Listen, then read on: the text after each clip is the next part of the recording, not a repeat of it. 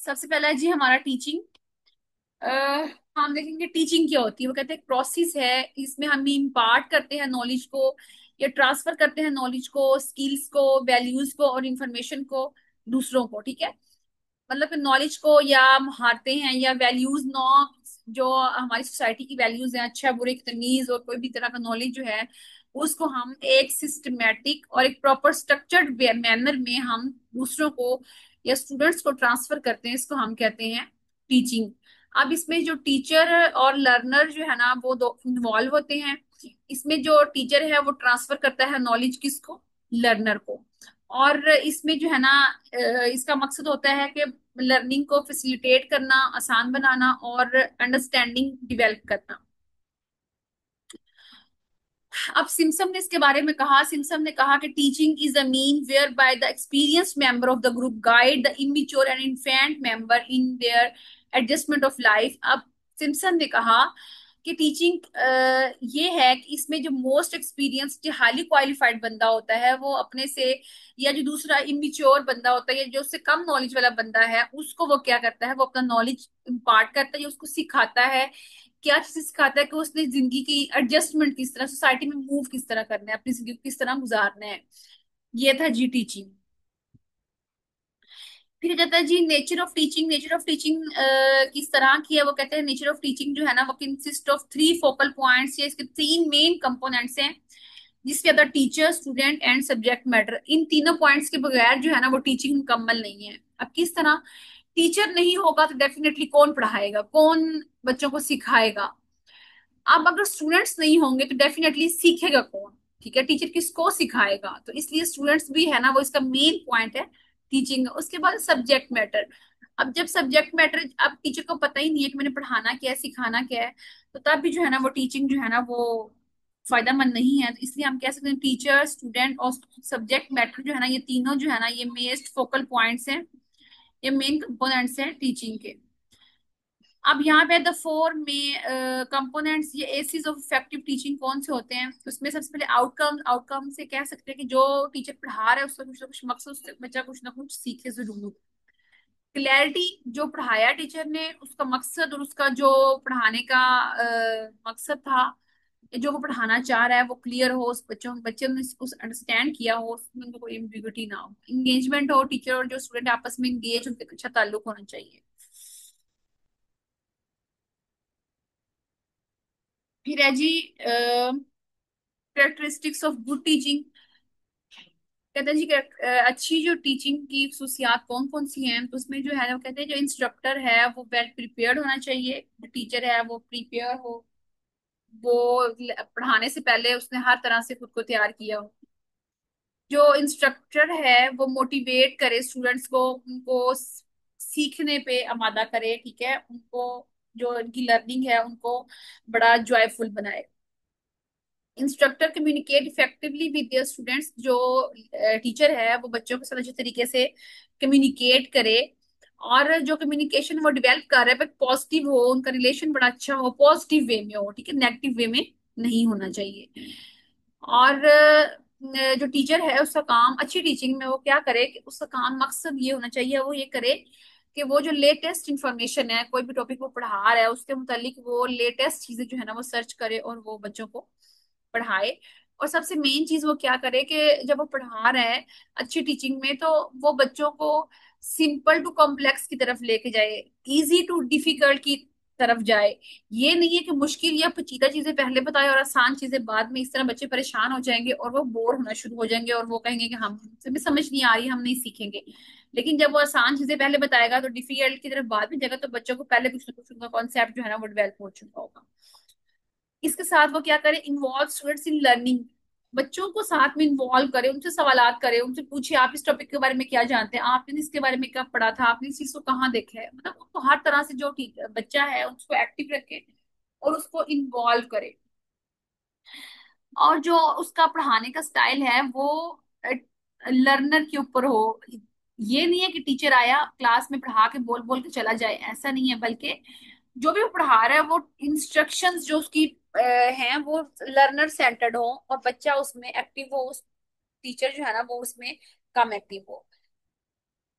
और बच्चों के साथ जो टॉक टाइम है उसको मैक्सिमाइज करे, एक्टिविटीज जो है ना वो ज्यादा करवाए, जो कि एक बड़ी क्लास में, ये इस बड़े लेवल पे थोड़ा सा मुश्किल काम है। और जो उसकी टीचिंग है का स्टाइल है वो इंक्वायरी बेस्ड होना चाहिए, कंस्ट्रक्टिव होना चाहिए, प्रोजेक्ट बेस्ड, एक्टिविटी बेस्ड होना चाहिए।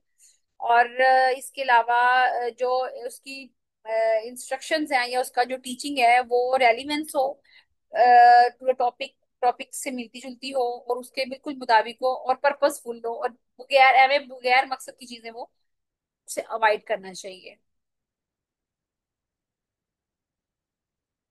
फिर है जी यहाँ पे उन्होंने डिफरेंस पूछा है, टीचिंग वर्सिंग वर्सेस ट्यूटोरिंग। टीचर और ट्यूटोरिंग में क्या फर्क है? ट्यूटर जिसको हम बोलते हैं, अब नॉर्मली ट्यूटर हम घर में ही रखते हैं।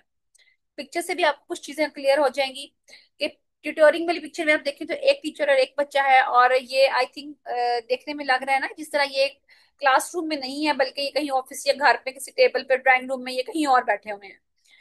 तो हम कह सकते हैं जो ट्यूटोरिंग है उसमें एक टीचर और एक बच्चा इन्वॉल्व होता है, ठीक है। और ये ऑफन जो है ना पर्सनलाइज्ड इन्वायरमेंट में होती है, कहीं पे भी आप कर सकते हैं, जहां पे आपका दिल किया आपने बैठ के पढ़ा लिया और आप चले गए हैं। लेकिन टीचिंग में क्या है, टीचिंग में वो कहते हैं एक या एक टीचर होते हैं और नंबर ऑफ, ये ग्रुप ऑफ स्टूडेंट्स होते हैं, और ये प्रॉपर फॉर्मल इन्वायरमेंट में होती है। जिस तरह आप पिक्चर में भी देखें तो टीचिंग में आपको लग रहा है कि एक पूरे क्लासरूम जिस तरह बैठा हुआ है। तो ये आपने याद रखना, जो ट्यूटोरिंग है वो पर्सनलाइज इन्वायरमेंट में होती है, लेकिन जो टीचिंग है वो एक फॉर्मल इन्वायरमेंट में होती है। फिर है जी पेडागोजी। आप पेडागोजी के बारे में आपको पता होना चाहिए, क्योंकि आपका टेस्ट भी इसी के रिलेटेड है। मैक्सिमम जो आपका 80% पेपर है वो भी पेडागोजी से आना है।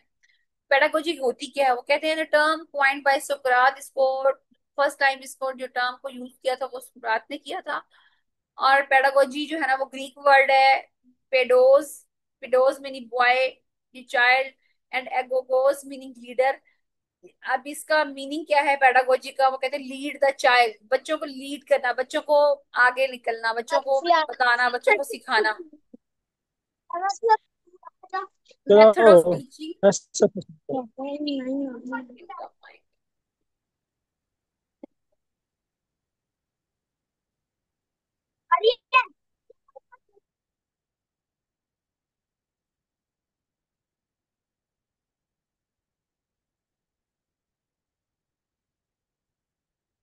अच्छा, अब मेथड ऑफ टीचिंग में वो कहते हैं कि पेडागोजी क्या है? Method of teaching of young children या आर्ट ऑफ टीचिंग। पेडागोजी क्या होती है? इसके मुख्तलिफ मीनिंग है, आपके सबको याद रखना है। इसका एक मीनिंग है लीड द चाइल्ड, या ये एक मेथड है जिसमें हम यंग चिल्ड्रन को या बच्चों को हम क्या करते हैं, टीच करते हैं। या हम ये कह सकते हैं पेडागोजी क्या है, is the art of teaching. अब इसमें होता क्या है, इसमें जो लर्नर है, जो बच्चा है, वो टीचर के ऊपर डिपेंड कर रहा होता है गाइडेंस के लिए, एवेल्युएशन के लिए, या एक्विजिशन ऑफ नॉलेज, या नॉलेज वगैरह के लिए जो है ना बच्चा जो है ना वो टीचर के ऊपर जो है वो डिपेंड कर रहा होता है।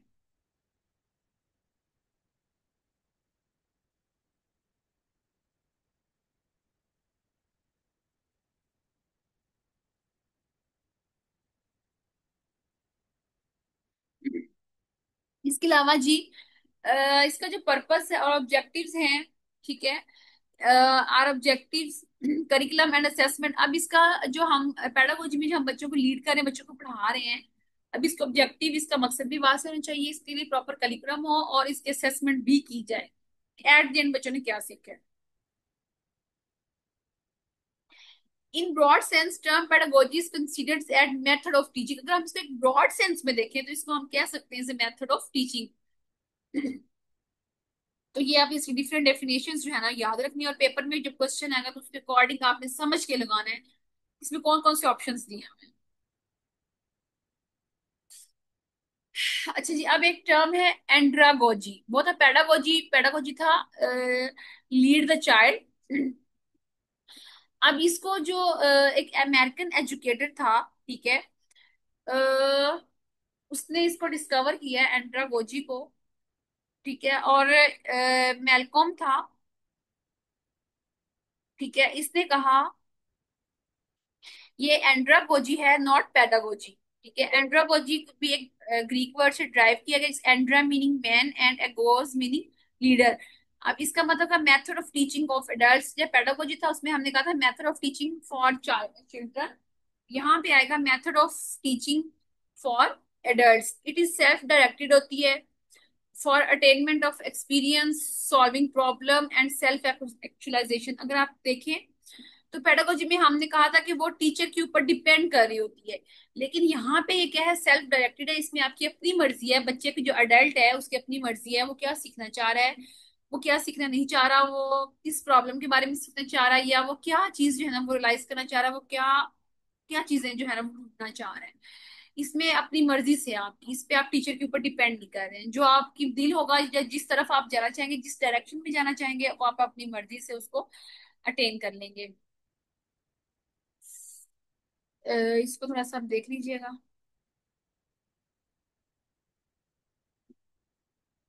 एक है जी पीरागोजी। अब पीरागोजी क्या है, अब आपने वर्ड सुनकर पीयर्स, पीयर्स पीयर्स हम किसको कहते हैं, क्लासमेट्स को। अब जो पीरागोजी है, ठीक है, इसमें जो सेम एज फेलोज जो है ना, वो स्टूडेंट्स होते हैं सेम एज के, या अपने फेलोज से सीखते हैं, उसको हम कहते हैं पीयर ट्यूटोरिंग या पीयर टीचिंग या पीयर लर्निंग। जब बच्चे आपस में मिलके ग्रुप डिस्कशन या ग्रुप स्टडी करते हैं तो उसको हम कहेंगे पीरा गोजी। इसमें जो है ना assessment based by peer is called peer appraisal. अब जो इसमें आपको पता है, हम डिस्कशन में हम क्या कहते हैं, हम बच्चों से, अपने दोस्त से कहते हैं कि तुम मेरा टेस्ट लो, मैंने क्या क्या याद किया, हम एक दूसरे का टेस्ट लेंगे। अब जो बच्चा जो उसका जो पीयर है वो असेसमेंट उसकी कर रहा है, उसको हम कहेंगे पीयर अप्रेजल और पीयर एवेल्युएशन, ठीक है। और feedback provided by the peer is called peer reviewer. अब उसके बाद जो उसने उसके असेसमेंट करने के बाद उसने उसके ऊपर रिव्यूज दिए, उसके मार्क्स शेयर किए, उसको हम कहेंगे पीयर रिव्यू। उसने पीयर ने, आपके दोस्त ने उसको रिव्यू कर दिया है। इसका जो फाउंडर है, ठीक है, उसको हम DW एलन भी बोलते हैं। और इसको DW एलन जो है ना, इसी ने ही ये इसी को ही फाउंडर ऑफ माइक्रो टीचिंग भी कहा जाता है। माइक्रो टीचिंग में वो उन्होंने बताया था कि जो एक स्मॉल यूनिट होता है जिसमें जो है ना वो टीचर्स की ही असेसमेंट और वैल्यूएशन की, तो वो एक टीचर पढ़ाता है और जो दो चार टीचर हैं वो उसको सुनते हैं, फिर वो आपस में असेसमेंट करते हैं। ये नेक्स्ट हम पढ़ेंगे भी। अब वो कहते हैं कि पीरागोजी जो है ना, एक collection of the best practice of effective peer learning. इसमें क्या है जी, एक बड़ी अच्छी प्रैक्टिस उन्होंने कहा कि ये साबित हुई है कि जो बच्चे हैं वो बड़े अच्छे तरीके से एक दूसरे से समझ लेते हैं और उनकी बड़ी अच्छी लर्निंग हो जाती है, एक दूसरे को चैलेंजेस भी देते हैं और फॉर नेक्स्ट के लिए वो बताते हैं। एक बड़े अच्छे यूजफुल स्पोर्टिव प्रोग्राम है, क्योंकि आपस में उनका एक अच्छी बॉन्डिंग भी होती है पीयर्स की, तो लर्निंग जो टीचिंग और लर्निंग है ना वो इनकी आसान हो जाती है। एक टर्म है critical pedagogy. Critical pedagogy is a teaching approach that aim to empower students to become critical thinker. अब इसका मकसद क्या होता है कि बच्चों को एक ऐसी स्ट्रेटजी इस तरह से पढ़ाना कि उनके अंदर क्रिटिकल थिंकिंग जो है ना वो डेवलप हो जाए, ठीक है, उनके अंदर अपने आप को क्रिटिकली चीजों को सोचे कि ये चीज अगर इस तरह है तो क्यों है, ये नहीं है कि बस जो टीचर ने बता दिया वो याद कर लिया, बल्कि जो पढ़ाया उसके बारे में सोचे, थिंक करे कि ये क्यों है, ये किस तरह है, अगर ये आया तो कैसे आया, अगर ये नहीं होगा तो क्या होगा, मतलब हर लिहाज से ना उसके बारे में सोचे। इसको पोलर फ्रायर ने क्रिटिकल पेडागोजी जो है ना वो उसने बताया था, ये टर्म यूज करवाई थी। आगे है जी हिटोगोजी। अब कहते हैं कि ग्रीक जो है ना, ह्यूरिक्सिन self is study of self. अब हिटोगोजी क्या है, ये स्टडी ऑफ सेल्फ है। सेल्फ डिटरमिन्ड लर्निंग होती है जिसमें आप खुद से जो आपका दिल चाहेगा, जो आपका इंटरेस्ट होगा, आप अपनी मर्जी से सीखेंगे, ठीक है, according to one's own need, preference and interest from his desire learning resource point by Hazel King. इसमें आपकी अपनी मर्जी है, जो आपका दिल करे आप सीख लें, जो आपका दिल नहीं कर रहा वो नहीं करें, जो आपका इंटरेस्ट है, आपका जो दिल चाह रहा है वो मूवी लगा के देखें, आपका दिल चाह रहा है मैंने फलां यूट्यूबर को देखना है, वहां से मैं सीखूंगा, मैं वहां से सीखूं, इसकी अपनी अपनी मर्जी है। सेल्फ लर्निंग है, आप जब मर्जी जिस टाइम मर्जी करें, इस पे आपके ऊपर कोई रिस्ट्रिक्शन नहीं होती। आगे जी maximum maxims of teaching. Maxims of teaching basically वो रूल्स होते हैं for presenting difficult terms and concept to make them easy to comprehend in classroom teaching। अब maxims of rules क्या हैं जी, वो rules वो regulations है जिनके जरिए हम जो टीचिंग है क्लासरूम के अंदर उसको इजी बना सकते हैं, ठीक है। वो कौन कौन से रूल्स हैं, फ्रॉम सिंपल टू कॉम्प्लेक्स, मैंने आपको पहले भी बताया कि अच्छी टीचिंग में हमेशा जो है ना वो हम बच्चों को सिंपल टू कॉम्प्लेक्स की तरफ लेके जाए। फ्रॉम नाउन टू अननाउन, कि पहले बच्चों को थोड़ा सा उसके बारे में कुछ तो कुछ रेलिवेंस बताएं, कुछ तो कुछ उसके बारे में, उसको नाउन की तरफ लेके आए, नाउन की पहले पता हो उसकी तरफ, उसके बाद फिर उनको मुश्किल उसके वैक्सीन की तरफ लेके जाए। फ्रॉम होल टू पार्ट, पहले उनको पूरे के बारे में बताएं, उस पूरा कॉन्सेप्ट, फिर उसके एक हिस्से के बारे में जाएं। पहले अगर आप उसको एक उसके हिस्से के बारे में बता, आप बच्चे को पत्ता पत्ता, आप बच्चे को नहीं पता पत्ता कहाँ पे है, जब आप उसको बताएंगे एक पौधा है, पौधे का ये पार्ट्स होते हैं, फिर आप उसके पत्ते पे आएंगे। From concrete to abstract, from direct to indirect, आप डायरेक्ट बात करें फिर इसके बाद इसको इनडायरेक्ट की तरफ लेके आए। फ्रॉम पार्टिकुलर टू जर्नल, वही बात, पहले आप इसके एग्जांपल्स दें फिर उसके ला की तरफ लेके आए। एनालिसिस टू सिंथेसिस, पहले आपको इसको एनालाइज करना बताएं कि इसको हमने इस तरह किया, इस तरह तोड़ा, देन हमने इसे ये चीज जो है ना वो सिंथेसाइज कर दी। From empirical to rational, from psychological to logical, कि आप उसको लॉजिक बाद में दें, पहले उसका वो जो है ना वो मेथड उसको बताएं। यहाँ पे कुछ जो है ना वो प्रिंसिपल्स उन्होंने दिए हैं टीचिंग के।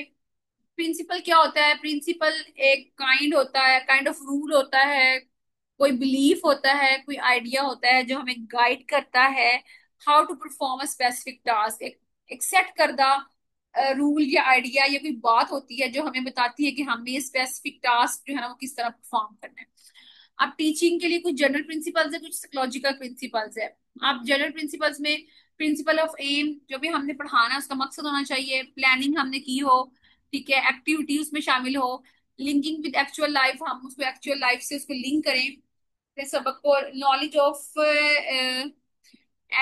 एंट्री एंटर्निंग एंटर्निंग बिहेवियर, और उसको उसके बिहेवियर एंटर्निंग बिहेवियर के बारे में नॉलेज भी दें। सब्जेक्ट मास्टर होना चाहिए, ठीक है, और प्रिंसिपल्स ऑफ पीपल पार्टिसिपेशन, और उसको इस तरह बच्चों की जो है ना पार्टिसिपेशन उसको भी वो मस्त बनाए, बच्चों को साथ में इंगेज करें। अब साइकोलॉजिकल प्रिंसिपल्स भी हम जब साइकोलॉजी पढ़ेंगे उसमें भी आएंगे, लेकिन नाम सिर्फ देख ले। क्लासरूम इन्वायरमेंट, क्लासरूम का इन्वायरमेंट जो है ना बच्चों की साइकी के मुताबिक होना चाहिए। आपने देखा होगा कि छोटे बच्चों का क्लासरूम बहुत कलरफुल बनाया जाता है ताकि वो उनको अट्रैक्ट करे, वो उनको वहां पे बैठने पे मजबूर करे, वो उससे मोटिवेट हो, वो कहीं खुशी से "हाँ, यहाँ पे ये भी है, ये भी है"। तो उसका क्लासरूम का इन्वायरमेंट भी है ना वो बच्चे की साइकी के अकॉर्डिंग सेलेक्ट किया जाए। स्टूडेंट मोटिवेशन होनी चाहिए, इन्फोर्समेंट, आप उनको जो है ना जी, अगर उन्होंने अच्छा काम किया तो आप उसको मोटिवेट करें, उनको अप्रेजल दें और फीडबैक लें आप उनका। सेल्फ लर्निंग एंड क्रिएटिविटी होनी चाहिए, ठीक है। और रेमेडियल टीचिंग, आप अकॉर्डिंग टू सिचुएशन जो है ना वो टीचिंग का प्रोसेस जो है ना वो अपनाएं, स्टाइल अपनाएं। सेल्फ एक्सप्रेशन, मतलब इस तरह का हो कि इसमें बच्चा जो है ना वो अपने आप को एक्सप्रेस कर सके। फिर है जी लर्निंग। अब लर्निंग वो हमने पढ़ा था टीचिंग के बारे में, अब जो है लर्निंग, लर्निंग क्या होती है जी? a permanent change in behavior of an individual as a result of teaching और experience। अब हमारी टीचिंग कब इफेक्टिव होगी? जब जो हम सिखाना चाह रहे हैं, जो हम पढ़ाना चाह रहे हैं, उसको जो लर्नर है वो सीखे, और सीखने के बाद उसके बिहेवियर में या उसके जो उसका बिहेवियर है उसके अंदर क्या है, एक अच्छी तब्दीली आए, तो हम कहेंगे जी ये हमारी लर्निंग हो गई है। इट इज नॉलेज स्किल और values acquired by individual due to teaching और एक्सपीरियंस। अब कहते हैं कि लर्निंग क्या होती है? ऐसा नॉलेज हमने सीखा, कोई स्किल हमने महारत सीख ली, कोई वैल्यू सीख, कोई अच्छी बात सीख ली as a result of teaching, जिसके बाद क्या हो गया जी, हमारी बिहेवियर में तब्दीली आ गई है, तो हमने कहा जी ये लर्निंग हो गई है। अच्छा, किसी और ने कहा कि ग्रोथ रिजल्टिंग फ्रॉम एक्सपीरियंस। अब जब हम कुछ सीखेंगे तो डेफिनेटली हमारी ग्रोथ होगी, हम अच्छे की तरफ जाएंगे, हमारी हम बढ़ेंगे। तो वो जो हम एक्सपीरियंसेस से सीखते हैं, अच्छी चीजें सीखते हैं, अडॉप्ट करते हैं, बेसिकली वो क्या होगी है, वो लर्निंग है। अब वो कहते हैं कि नेचर या कैरेक्टरिस्टिक्स ऑफ लर्निंग है, learning is a relatively permanent change in behaviour. Learning तभी होती है जब हमारे बिहेवियर में एक परमानेंट तब्दीली आ जाती है, और कंटिन्यूस लाइफ लॉन्ग प्रोसेस होता है, आखिरी दम तक, जिंदगी के आखिरी मरहले तक हम सीखते ही रहते हैं। और ये एक यूनिवर्सल प्रोसेस है, ठीक है, इसमें कोई बाकी चीजें ऐड, अल्लाह ताला की तरफ से ही हम आखिरी लम्हे तक जो है ना वो सीखते ही रहते हैं। अब यहाँ पे लॉज ऑफ लर्निंग है। ये किसने दिए थे? ये जी एडवर्ड ली थॉर्न डाइक ने लॉज ऑफ लर्निंग दिए थे, और इसके बाद इसने इसी के ऊपर एक थ्योरी दे दी थी, trial and error learning theory. अब ये इसने क्यों की थी, इसके पीछे एक छोटी सी स्टोरी है। उसके पास एक बिल्ली थी, उसने इस बिल्ली को पिंजरे में बंद किया हुआ था। अब उसने बंद करने के बाद क्या किया, उसने ना बाहर एक गोश्त का टुकड़ा रख दिया, और उसने दरवाजे के बाहर ना एक वो डोरी लगा दी, डोरी लगा दी। ठीक है, और अब वो ये था कि डोरी अगर खींची जाती तो दरवाजा खुल जाता। अब बिल्ली बाहर जब देखती गोश्त का टुकड़ा पड़ा हुआ है, तो वो, उसको भूख भी बड़ी लगी होती, भूखी बिल्ली होती है, बड़ा बड़ा तलाश करती है, कोई इधर उधर जाती है हर तरफ दरवाजे के, लेकिन पिंजरे के, कि मैं कहीं बाहर जाऊं, लेकिन उसको रास्ता नजर नहीं आता, काफी टाइम लगाती है। उसके बाद उसको डोरी नजर आती है, वो डोरी को खींचती है, दरवाजा खुल जाता है, बिल्ली आराम से आती है और वो गोश्त का टुकड़ा खा लेती है। अब नेक्स्ट डे फिर वो यही करता है, नेक्स्ट अब अगले दिन उसको थोड़ा सा कम टाइम लगता है। अब 3-4 दिन वो मुसलसल इस एक्सपेरिमेंट करने के बाद क्या होता है कि बिल्ली उसके बाद फौरन से या गोश्त का टुकड़ा रखता है, वो फौरन से डोरी खींच के बाहर आती है और वो गोश्त का टुकड़ा खाकर अंदर चली जाती है। अब यहाँ से मैं आपको समझाती हूँ, तीनों लॉ समझाऊंगी। अब मैं सबसे पहला है लॉ ऑफ रेडीनेस। अब लॉ ऑफ रेडीनेस का मतलब है कि जब भी आपने कुछ सीखना है, ठीक है, जब भी आपने कुछ सीखना है तो सीखने के लिए सबसे ज्यादा आपका मेंटली प्रिपेयर होना या आपकी रजामंदी होना जो है ना वो बड़ा जरूरी है। जब तक आप रेडी नहीं होंगे, आप सीखना नहीं चाहेंगे, आप पढ़ना नहीं चाहेंगे, तब तक आप जो है ना वो सीख नहीं पाएंगे। ये है जी लॉ ऑफ रेडीनेस। अब है लॉ ऑफ एक्सरसाइज। अब वो कहते हैं कि लॉ ऑफ एक्सरसाइज का मतलब ये कि वो चीजें जो हमने बार बार रिपीट की जाती हैं वो हमें ज्यादा अच्छे से याद रह जाती है। अब जिस तरह बिल्ली वाला था, बिल्ली ने जब बार बार उस डोरी को खींचना शुरू किया, अब उसको समझ आ गई थी कि जैसे ही डोरी को खींचती हूँ तो जो है ना वो दरवाजा खुलकर मैं बाहर आ जाती हूँ। अब पहले उसको टाइम लगा, लेकिन जैसे उसने 2-4 दफा किया, अब उसको अब टाइम नहीं लग रहा था। अब वो जैसे ही गोश्त का टुकड़ा बाहर था तो फौरन से खींचती थी डोरी को और वो बाहर आ जाती थी। इसका मतलब ये है कि जितना बार उसने इसको रिपीट किया तो उसको अच्छे से याद होगी। इस तरह हम सबक भी जब हम बार बार पढ़ते हैं तो हमें अच्छे से याद हो जाता है। इसको कहते हैं लॉ ऑफ एक्सरसाइज। फिर है जी law of effect. Law of effect क्या है? Learning is strengthened when it's accompanied by a pleasant or satisfying feeling. आप इफेक्ट, लॉ ऑफ इफेक्ट क्या कहते हैं कि लर्निंग तब अच्छी होती है जब जो है ना टीचर जो है ना वो हमें अप्रेजल दे, वो हमें सराहे, वो हमें कहे जी वेरी गुड, आपने बड़ा अच्छा काम किया, हमें कोई, हमने अगर टेस्ट में अच्छे नंबर लिए हैं तो हमें वो कोई गिफ्ट दे, क्लैपिंग करवाए हमारे लिए, क्लास के सामने अनाउंस करे। तो हम जो है ना अगले दिन बड़ा खुश होकर जोश व खरोश से हम कहेंगे वाह जी टीचर ने बड़ा अच्छा किया, तो अब मैं जो है ना मजीद अच्छा काम कर जाऊंगा, मैं अच्छा पढ़ूंगा। तो ये जो है ना एक लाभ इफेक्ट है ये। अच्छा, अब अगर टीचर ने, बच्चे ने काम बड़ा अच्छा किया, बड़ी मेहनत से किया, टीचर ने उसको नोटिस नहीं किया, टीचर ने बल्कि उसको डांट दिया है, चाहे उसको डांटा किसी और वजह से ही है, लेकिन बच्चे के अंदर जो है ना वो डीमोटिवेशन आ जाएगी। अब वो कहेगा नहीं बस ठीक है, टीचर कौन सा देखता है, मैं बस ठीक है कर लूंगा। ये चीजें जो है ना ये लॉ ऑफ इफेक्ट कहते हैं कि ये जो हमारी जो इन्वायरमेंट है या जो हमारा जो है ना टीचर और स्टूडेंट का रिलेशन है, ये एसोसिएट करता है लर्निंग के ऊपर। इसको हम कहते हैं लॉ ऑफ इफेक्ट। जी।